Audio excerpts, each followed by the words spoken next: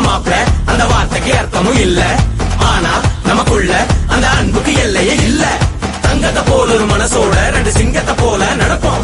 எப்பவும் தனக்கென வாழாத ஒரு நட்புக்கு இலக்கணம் படைப்போம்.